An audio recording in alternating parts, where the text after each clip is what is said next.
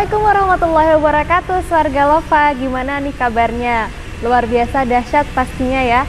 Alhamdulillah hari ini kita kedatangan narasumber yang istimewa. Kita bakal ngobrol-ngobrol bareng Mas Bayu, founder Safe Jomblo dan co-founder Klinik Nikah Indonesia. Assalamualaikum Mas Bayu. Waalaikumsalam warahmatullahi wabarakatuh. Gimana kabarnya Mas? Alhamdulillah baik. Oke, tadi kan udah Jihan perkenalkan nih sebagai founder Safe Jomblo dan co-founder Klinik Nikah Indonesia. Yes. Boleh dong Mas dijelaskan sedikit tentang Safe Jomblo dan Klinik Nikah? Ada sebuah komunitas yang mana itu muncul karena keresahan kita biasanya yang para remaja di usia-usia masa lajangnya, mereka menanti untuk menyempurnakan separuh agamanya. Nah, di sini Klinik Nikah itu hadir dimulai dari mendengarkan keluh kesah teman-teman yang di usia-usia kebelet nikah, labil gitu ya. Bukan kebelet sih, udah mulai pengen banget sama aja. Nah, dari sini kemudian tuangan-tuangan perasaan itu kita kumpulkan, kemudian kita bikin semacam kayak forum ketemu meet and greet-an begitu. Untuk ngewadahin itu kita jawab pakai buku namanya Nikahphobia awalnya. Dari buku Nikahphobia itu kita rasa bedah buku kok tiap kita coba selesain masalah kayaknya nggak bakal kelar nih kalau cuma diselesain dalam beberapa jam. Akhirnya kita muncul yang namanya Klinik Nikah, semacam lembaga edu nikah yang mana itu macam kursus gitu. Kalau di KUA ada yang namanya RAPA, ngobrol mempersiapkan sudah serius belum mau nikah gitu. Nah, kita ada itu. Kalau di RAPA, di KUA cuma beberapa jam sekali pertemuan. Kalau di kita Klinik Nikah, akhirnya kita bikin formulasinya 3 bulan pertemuan. Jadi ngebahas 13 materi pertemuan dengan ahli, expert di bidangnya. 13 materi itu macam-macam, mulai dari fikih nikahnya, talak rujuknya, finansialnya, parentingnya, masalah spiritual emosionalnya, bahkan sampai ke manajemen keuangan. Ada 13 bab yang kemudian kita bahas selama 3 bulan. Nah, dari situ akhirnya kita bikin yang namanya klinik nikah cabang, karena dirasa setiap daerah punya porsi masalahnya masing-masing. Pendekatan masalah secara budaya dalam pernikahan juga macam-macam kan. Nah, dari sini kita bikin banyak cabang. Dari banyak cabang itulah akhirnya muncul nih satu masalah lagi. Ternyata dalam proses namanya edu nikah ini nggak bisa ujuk-ujuk moro-moro tiba-tiba bisa berdiri sendiri. Ternyata sumber masalahnya itu ada di ketika remaja baru kenal yang namanya cinta, kagum, ya kan? Terus dan semacamnya itu, perasaan-perasaan yang berwarna-warni itu biasanya kenal sejak SMA sampai awal-awal kuliah dan sampai pada akhirnya menuju ke pernikahan. Titik muncul masalahnya di sana nih.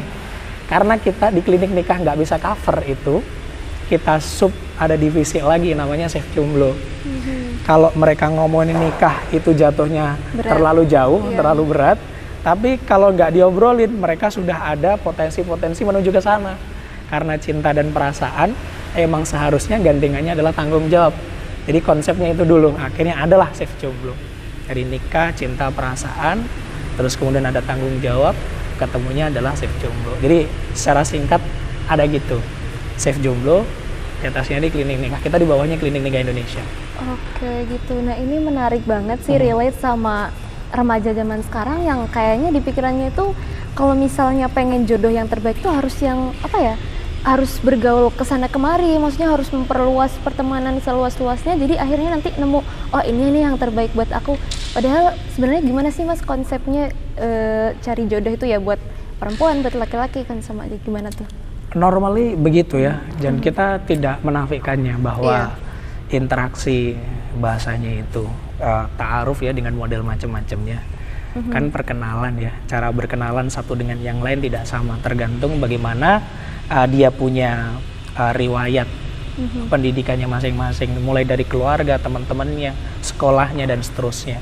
Memang benar jodoh atau tautan perasaan itu bisa didapat dengan cara pertemuan-pertemuan semacam itu. Bisa melalui tempat nongkrong ya, terus kemudian bisa hangout barengnya kemana, rekreasinya dan seterusnya di mana. Tetapi ternyata nih setelah kita evaluasi ada sedikit evaluasi dalam di klinik nikah, terutama karena ini ngomongin pernikahan, itu ternyata teman-teman yang sudah punya relationshipan, udah bikin komitmenan ala-ala begitu, entah itu warung kopi, entah itu sahabatan sejak TK, SD, SMP, saya nggak ngerti, tapi ujung-ujungnya hampir bisa kita presentasikan di atas 50% kehidupan rumah tangganya nggak romantis. Nggak romantis. Ada, tapi nggak romantis. Jika dibanding sama risetnya teman-teman yang menikahnya dulunya nggak ada relationshipan, kenal juga barusan, akhirnya menikah, di usia pernikahan 5-15 tahun ya, rata-rata agak langgengan. Bahkan seru. Nah, mereka melihat sebuah pertengkaran atau mungkin komunikasi yang agak sebagai challenge juga kali ya, tantangan. Petasan dalam rumah tangga itu dilihatnya sebagai challenge gitu, bukan sebagai gini lagi. Kamu tuh nggak ada di konsep teman-teman yang barusan menikah. Jadi gimana cara yang benar untuk memandang sebuah konsep tautan perasaan dan komitmen yang benar? Apakah emang harus kenalan lewat forum-forum di luaran, macam kafe, nongkrong, hangout semacam itu, atau dijodohkan oleh orang tuanya, oleh kiai sama ustadz-ustadznya, apa yang seperti itu kan? Itu kan dua hal yang nggak bisa diperbandingkan. Yes. Emang pada dasarnya dua ini memiliki muara dan tujuannya berbeda. Kalau yang satu tujuannya adalah ya sekedar untuk kemudian menautkan perasaannya saja ya, goalnya adalah ya seperti itu. Kita tahu teman-teman relationship goalnya yang seperti itu gimana. Sedangkan yang ini tujuannya adalah menuju jannahnya. Kayaknya begitu. Tapi ternyata keduanya ini memiliki tantangan masing-masing. Akhirnya kita ngambil di tengah tuh. Ada solusi tengahnya yang mana dalam proses ta'aruf atau saling mengenal ini bisa mengakomodir yang pasti tujuan utamanya adalah til jannah itu. Yeah. Yang kedua, kita juga bisa mengakomodir kebutuhan manusiawi kita, bahwa ya saya dengan riwayat pendidikan yang begini, saya yang suka ngeseleng begitu, saya yang seneng gaul, saya yang seneng gini, tetap terakomodir. Jadinya dua ini bukan untuk dipertentangkan bagusan yang ini atau yang itu gitu ya. Yang pasti selama niat dan tujuannya sama gitu ya, kita akan mencoba mengarahkan menuju ke tujuan yang utama itu.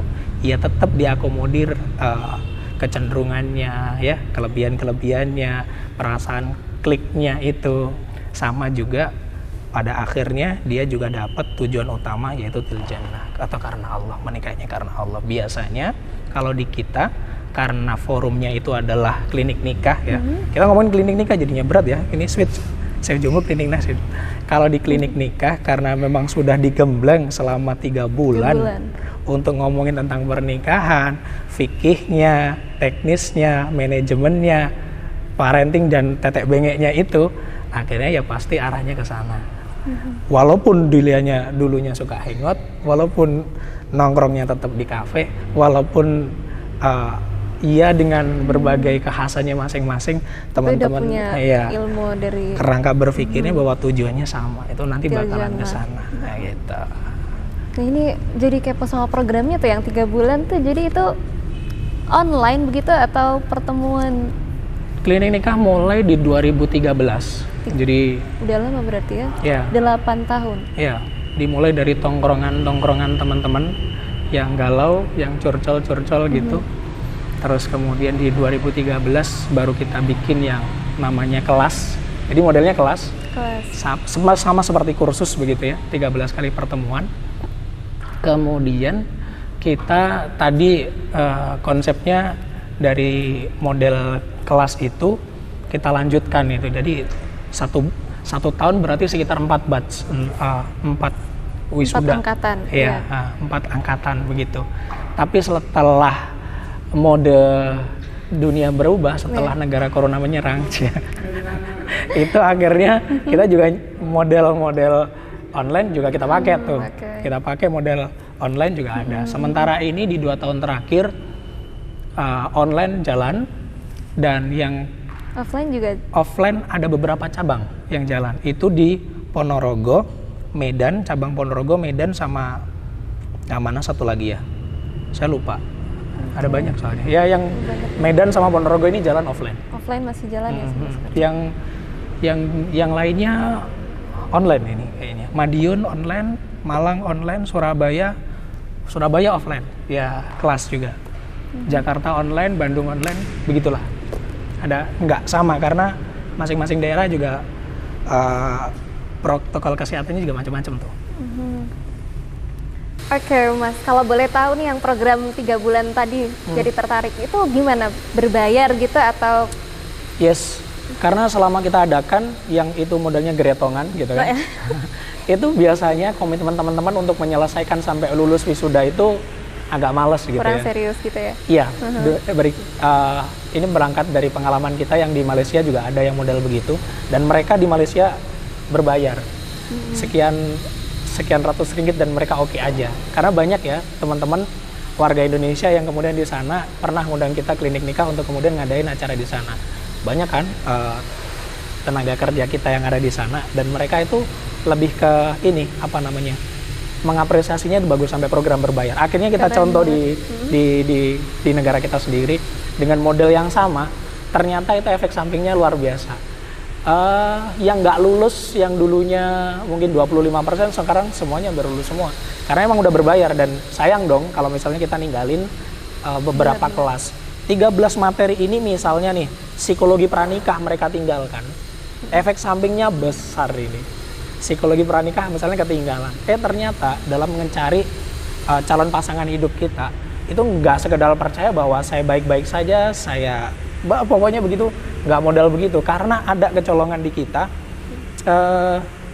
Ternyata setelah menikah, ini sekaligus tantangan juga di kita ya, bahwa sebagai pengurus klinik nikah ternyata teman pengurus sendiri ketemu sama teman peserta itu ada yang jadi dong ya itu peluangnya bukan cinlok. Pada akhirnya karena potensinya sama, ngisi biodata taruhnya sama, dan kecenderungannya kok kayaknya match nih dengan data yang kita punya, kita pasangkan. Ternyata cuma bertajan 7 hari pernikahannya. Dari sini kita ngerti bahwa ternyata mahal biaya untuk pernikahan, resepsi segala macam nggak seberapa, lebih mahal biaya malu untuk buyarnya itu kan ya. Jadi ngerti tuh, karena ada satu kelas yang dia tinggalin si peserta, psikologi pranikah. Kenapa? Ternyata si beliaunya ada semacam proses kesehatan mentalnya itu belum 100% beres. Dulu pernah punya riwayat sakit yang semacam itu, walaupun nggak serius. Ternyata dalam pernikahan ternyata ditemukan potensi yang sangat besar. Di hari ke-4-5 itu kepribadiannya lain. Nah, ini dia tuh. Akhirnya teman-teman ngerti nih, mahal ya ternyata begini. Karena kalau ke psikolog nyariin, coba nih misalnya Bajan ada calon nih ya, terus kemudian ayo kita ke psikolog dulu, enak gak? Nggak nyaman dong, nggak nyaman dong. Dengan adanya program yang klinik nikah ada psikologi pranikah, kita antem tuh di situ, kita model yang profesional, kita detect pakai alat, pakai tenaga profesional psikolog yang psikiater yang bersertifikat, terus kemudian untuk mendeteksi potensi apa yang nanti muncul dari orang-orang yang ada di kelasnya teman-teman klinik nikah itu. Akhirnya dari situ kita ngerti bahwa worth it nih ngeluarin duit sekian untuk mendapatkan itu semua. Toh kalau misalnya kita ke psikolog sendiri, ke psikiater sendiri dengan budget personal kayaknya ya mahal juga. Selain juga mahal, terus gak nyaman juga kan? Iya dong, nggak nyaman banget. Dan di sini ketemu nih cluenya bahwa di kita macam-macam. Medan tentu biaya semesternya sama di Jakarta dibanding sama di Malang Ponorogo jelas berbeda. Oh iya. Jadi menyesuaikan. Living cost-nya beda. Living cost-nya juga berbeda. Akhirnya SPP semesternya itu juga berbeda. Masya Allah, pasti worth it banget sih. Jadi pengen ikut deh nanti pasti. Nah, asik. Terus, terus pengalamannya Mas Bayu, ada nggak sih pengalaman yang tadi kan udah ada salah satu pengalamannya yang ternyata itu paling berat ya, 7 hari, hanya bertahan 7 hari pernikahannya. Selain itu pengalaman yang menarik atau berkesan buat Mas Bayu nanganin para jomblo itu? Itu tahun ketiga yang berat itu. Jadi tahun ketiga di tahun berat itu berapa? 2016. Oh bahkan sebelum deng. Iya 2015-an. Itu udah kerasa ada anteman masalah itu. Jadi kita pengurus kena nih. masalah di kita pengurus sendiri. Itu berat banget. Yang kedua, iya, karena kita, jadi konsepnya gini nih, klinik nikah, Safe Jomblo, itu lembaga edu, pranikah. Nah, ada yang pasca nikah, ada yang pranikah. Lembaga edu yang kita garis bawahi. Karena taunya di teman-teman di luaran sana, produk yang namanya pranikah dan pasca nikah, itu pasti ketemu yang namanya ta'aruf dan jodoh-jodoh online gitu. Dipikir kita sama, bahwa ingat klinik nikah, ntar dapat jodoh tuh. Kayak biro jodoh. Iya, biro jodoh. Jatuhnya seperti biro jodoh. Karena ada program yang sama, lembaga, bukan lembaga sih, abal-abal ini. Di dekat wilayah kita, karena basic di Malang saya di klinik nikah cabang Malang, pusat di Malang, itu di Batu ada yang semacam Sama, itu. mirip. Online. Itu nunjukin foto, biodata kayak orang jualan jodoh jadinya. Maaf, dalam tanda kutip ya. Emang demikian jadinya. Jadi kayak dipasang-pasangin mana yang... Kamu pengen dapat jodoh? Ya, bayar sekian, kamu bisa pilih nih. Allah. Katalognya begitu, macam kayak gitu. Jadi pernah kita juga diklaim hampir mirip sama itu. Sampai pada akhirnya taunya dari mana? Ada, kalau buat saya sih udah abah-abah ya. Ini bener klinik nikah? Iya. Saya butuh harem nih, guys. Saya bayar berapa gitu. Dan itu sering terjadi. Itu adalah tantangan kita sebagai pengurus untuk mengenalkan bahwa kita itu adalah tidak seperti itu. Ya, lembaga edu nikah, bukan biro jodoh. Bukan biro jodoh. Mas Bayu nih bisa sampai ada di titik ini jadi inspirator buat anak-anak muda. Inspirator. Ya, inspirator dong pasti. Itu pasti ada story di balik itu, ada sejarahnya. Gimana tuh Mas ceritanya? Iya, berangkat dari tadi ya, klinik nikah adalah Safe Jomblo adalah tempat atau wadahnya teman-teman curhat gitu ya. Yang mana cowok-cowok pun juga ketika udah galau ya nggak jauh beda lah ya. Butuh tempat curhat juga. Tempat curhat, teman beda cowoknya. Nah, di forum-forum curhat itu, wabil khusus sebenarnya itu bukan forum sih, tapi lebih ke saya yang banyak curhat. jadi memang saya pribadi sering tanya terkait dengan tema-tema ini di waktu apa ya, semacam lingkaran kumpul gitu ya, ngaji-ngaji kecil gitu ya, ngobrol tentang ini itu, terus dijawab sama ustadz saya yang sama-sama masih mudanya kebetulan. Jadi secara personal itu adalah masalah yang saya hadapi sendiri ketika di waktu saya single, di waktu saya jomblo. 26 tahun jomblo luar biasa ya. Itu adalah lahir ya. track yang tidak mudah untuk ditempuh ya. Dimana kalau saya pribadi gini, beraktivitas, bekerja seperti biasanya di umur 26 tahun, saya ngerasa bahwa saya nyarikan buat siapa, saya pulangin siapa gitu. Mungkin orang lain juga punya irisan perasaan sama seperti yang saya rasakan. Teman-teman di luaran sana juga begitu. Mungkin tema-temanya, galau-galaunya beda gitu ya.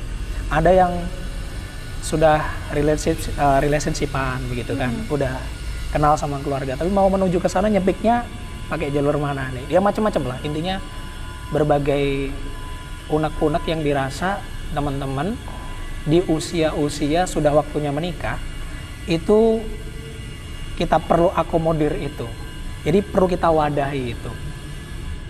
Saya sendiri merasakan, jadi sedikit nih ya, yang pernah saya rasakan adalah ketika udah kosong begitu, baik secara personal, dulunya saya juga pernah nempuh yang namanya mungkin track yang kemudian yang nggak Allah senang.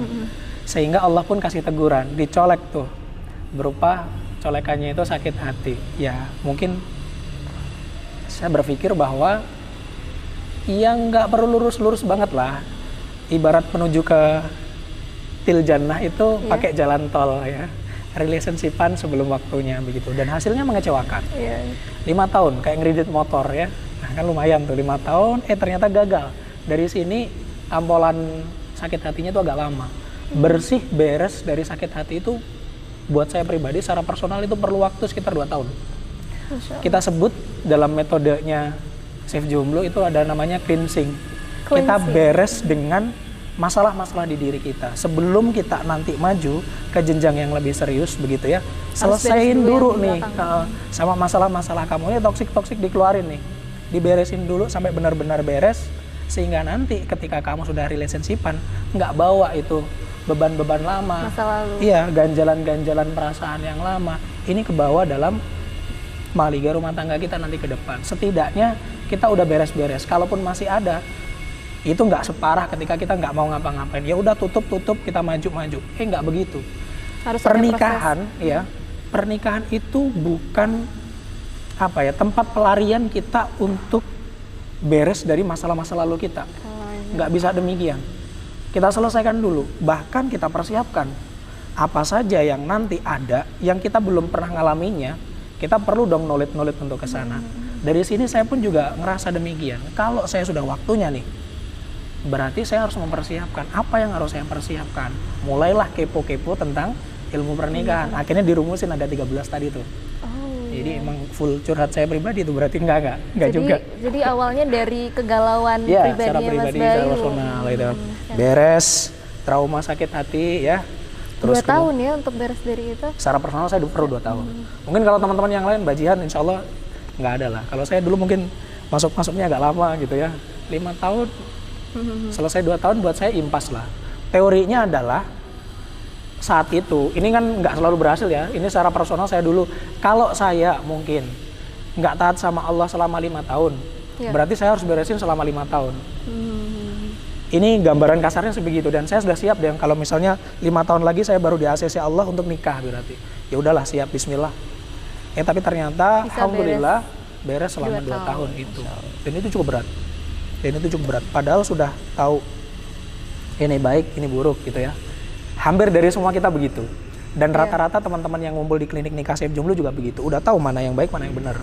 Tapi jatuhnya ketika sudah jalan, ya terperosoknya di lubang-lubang yang sama juga. Karena memang tantangannya di usia-usia yang seperti itu ya mungkin begitulah, sama gitu.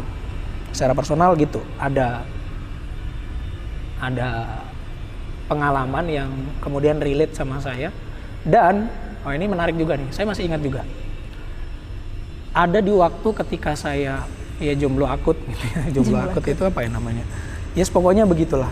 Di fase-fase setelah yang 5 tahun itu ya? Iya. Itu kayak kosongnya tuh benar kerasa banget. Jadi sakit hati belum sembuh, udah gitu ngejomblo dan pengen nggak relationship-an atau nggak model-model yang macam-macam itu. Di saat itulah ternyata ketika kita kosong dari kesibukan, itu banyak sekali yang masuk. Dulu ini mungkin curhat secara pribadi ini. Dulu pengen banget pacaran, kok nggak dapat gitu ya. Padahal udah TP sana sini gitu ya, caper sana sini, kok nggak ada yang dapat gitu. Tapi pas pengen enggak, iya, itu kayak Allah itu datangkan, serius loh gitu ya. Beneran pengen enggak gitu ya. Iya, itu masuk semuanya.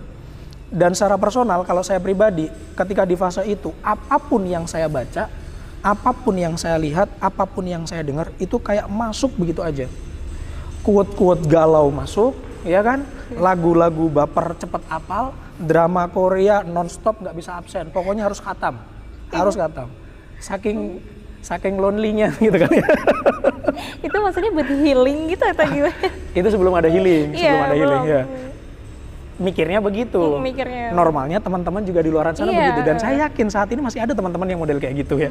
Saya karena mengalaminya juga. Karena merasa dimengerti gitu kali ya, dengan lagu-lagu yang kan dia tahu aku sedih gitu. Gitu. Aku banget gigit jilbab gitu kan. Enggak. Dulu di fase itu saya ngerasakan demikian. Akhirnya ketemu formula bahwa teman-teman di fase ini emang perlu ini diglontor sama quote-quote yang positif. Iya, positif dan itu berfaedah gitu ya. Bukan cuman positif doang. Wah, gitu membangun konsepnya gitu. Ya. Nggak cuman berbunga-bunga doang, dan itu bisa dilakukan. Yang secara teknis itu bisa dilakukan. Terus kemudian juga dikasih hiburan-hiburan yang sifatnya itu juga motivasi dan mengembalikan. Jadi nggak sekedar bucin-bucin aja. Iya. Karena belok dan lurusnya hati itu yang bertanggung jawab kita sendiri, bukan orang lain. Yang ngebaca quote kita, yang ngedengerin musik kuping-kuping kita, ya kan? Maka itu ya harus ada itu yang namanya motivasi-motivasi yang saya juga tergerak. Karena dulu saya pernah kena pola ini, Saya nggak pengen nih teman-teman lain. kejebak di pola yang sama, walaupun mungkin skupnya atau ruang lingkupnya saya masih terbatas ya, masih ini aja ya, YouTube yang nonton berapa gitu ya, tolong subscribe gitu. Tapi luar biasa, Masya Allah. Kalau misalnya bikin postingan-postingan minim likes gitu, itu yang dirasakan sama pejuang-pejuang siar kita yang teman-teman muda gitu, itu juga dirasakan sama saya. Makanya itu sinergi, ada yang namanya Save Jomblo, rame-rame kan postingnya, yang bikin desain satu yang posting semua gitu kan.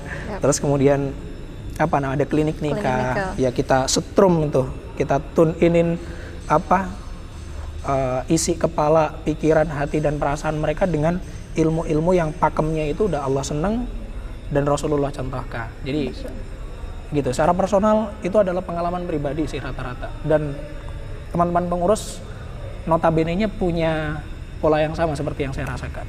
Luar biasa. Oke. Jadi berawal dari kegalauan pribadi yang itu pastinya sebenarnya teman-teman di luar sana juga ngerasain itu ya. Kemudian Mas Bayu terinspirasi untuk gimana caranya biar teman-teman tuh nggak sampai berlarut-larut dalam kegalauan mereka. Ya, kalau bisa 2 tahun kurang ya.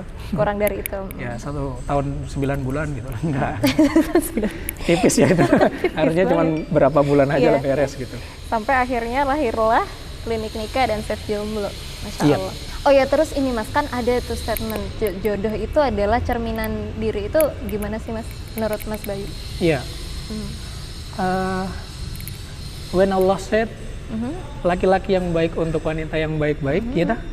Terus kemudian perempuan yang baik-baik juga untuk laki-laki yang baik, sebaliknya juga perempuan yang buruk untuk laki-laki yang keji, nah laki-laki yang keji juga sama. Konsep itu digunakan kita buat memotivasi diri kita untuk berubah jadi lebih baik. Bukan dipakai untuk ngejat seseorang. Iya. Nah, ini kalimat yang buat saya, quotes yang buat saya emang harus benar ditempatkan.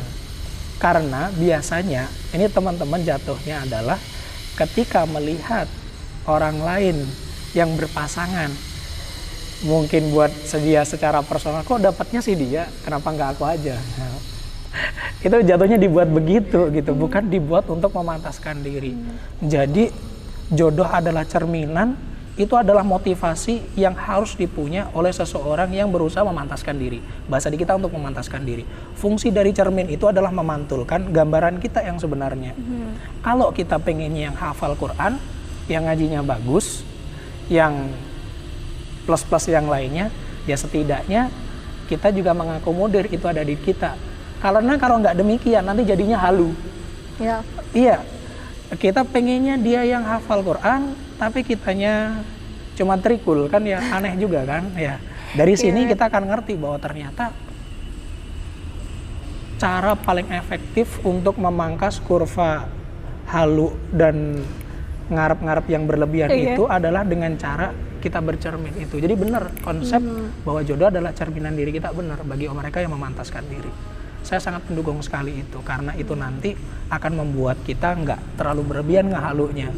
Jadi bersiap dengan kemungkinan terburuk nggak apa-apa, tapi juga harus dipush dengan proses yang namanya memantaskan diri. Di klinik nikah ada istilah memantaskan diri. Memantaskan diri tidak semudah bermimpi. Ya.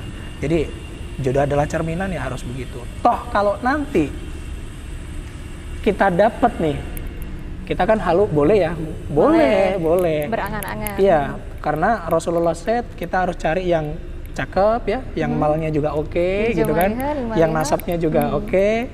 Fatfar bita didin tarifat yadak. Kalau bisa, ya paling utama itu karena agamanya. Kalau ini satu udah dapat nih, yang lainnya juga plus. Dapat yang 4-4-nya gimana? Sedangkan kita mah cuman butiran rinso gini gimana? Itu adalah cara Allah untuk mempercepat kita memperbaiki diri. Kalau jodohnya udah cakep, terus kemudian apalannya juga oke, finansialnya, manajemen juga oke, keturunan dari nasab yang baik-baik, sedangkan kita apa? Hayu, setelah ini kita buktikan bahwa kita bisa nih nyusul ketertinggalan, karena yang tahu kan diri kita ya, bukan orang lain gitu. Jadi gitu, penggunaannya pas, jangan dibalik. Orang lain dipakai jodoh adalah cerminan, sedangkan kita nggak ngaca. Wah, itu namanya sibuk halu sendiri. Zolim ya. Iya, jatuhnya adalah nggak baik untuk diri kita, dan Allah biasanya nggak suka yang begini. Memantaskan diri tidak semudah bermimpi. Yes. Oke Mas Bayu, sekarang kita mau minta pesannya Mas Bayu untuk teman-teman Swarga Lova sebagai closing statement. Nah ini nih, kita pakai slogannya Save Jomblo, ada di baju nih. Siap. Jomblo nggak bisa dihindari, bisa diakhiri, ngapain ditakuti. Jadi masa jomblo kita pastilah setiap orang lahir jomblo ya, nggak mungkin berpasangan. Tapi udah Allah catat nih jodoh yang pas buat kita. Bisa diakhiri artinya. Jadi nggak perlu takut dengan masa single kita. Jadiin produktif, bermanfaat untuk orang lain, maka orang lain akan merasakan manfaat kita, maka otomatis akan diakhiri dengan husnul khatimah insyaallah.